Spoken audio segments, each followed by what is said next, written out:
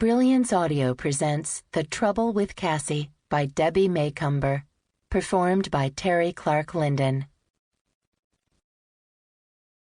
The majestic beauty of white-capped Mount Hood was unobstructed from the 20th floor of the Empress Hotel in downtown Portland. Caasi Crane stood in front of the huge floor-to-ceiling window, her arms hugging her slim waist. Blake Sherrill's letter of resignation was clenched tightly in one hand. Blake was the best general manager she'd ever hoped to find. His resignation had caught her off guard. As far as Caasi knew, he had been perfectly content. His employee file was open on her computer, and Caasi moved across the plush office to study the information.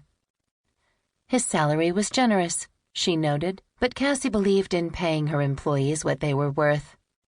And Blake earned every cent. Maybe he'd reconsider if she offered him a raise. But according to the file, he'd received a healthy increase only 3 months earlier. Scrolling down through the information, Caasi paused to read over the original employment application that included his photograph. He was 6'3" and, at her guess, around 180 pounds. Dark hair and brown eyes. None of that had changed. At the time he was hired, he was single and 30. Certainly she would know if he'd married since then. He hadn't, she was sure of it. Had Blake been with Crane Enterprises that long? 6 years? Caasi pushed her wide-rimmed glasses up from the tip of her nose and sat in her cushioned white leather chair. Her assistant buzzed, interrupting her thoughts. "Mr. Sherrill's here to see you." Caasi pushed the intercom lever. "Please send him in." Mentally, she prepared herself. Her father had groomed her well for this position. If Blake was displeased about something, she'd soon discover what it was. Employee performance and customer satisfaction were the name of the game. But an employee, even one as good as Blake, couldn't perform if he was unhappy. If so, Caasi wanted to know the reason. She pretended an interest in his computer file when the door opened. Looking up, she smiled brightly. "Sit down, Blake." Her hand indicated a chair on the other side of her desk. He wasn't a handsome man.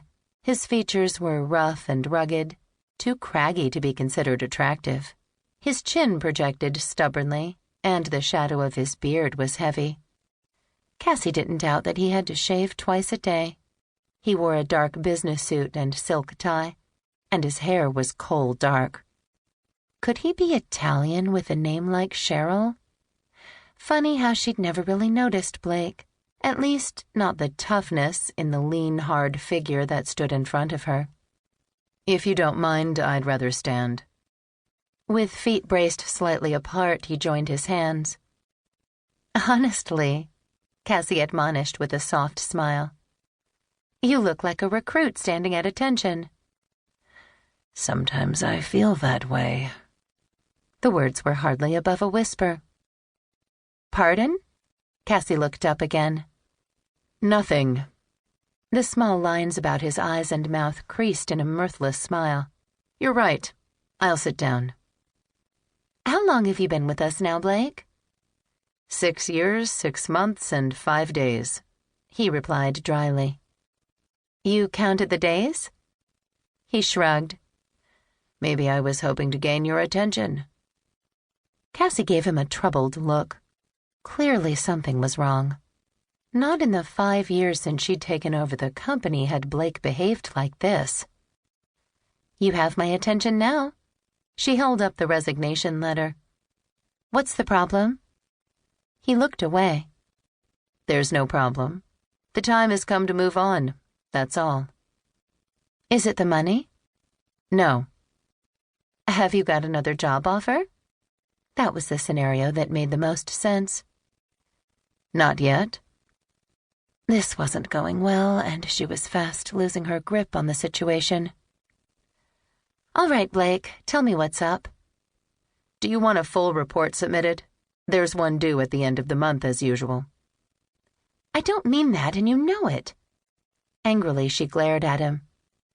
"I thought you read every report," he muttered with an edge of sarcasm. "I've never known you to be cynical," Caasi cut in.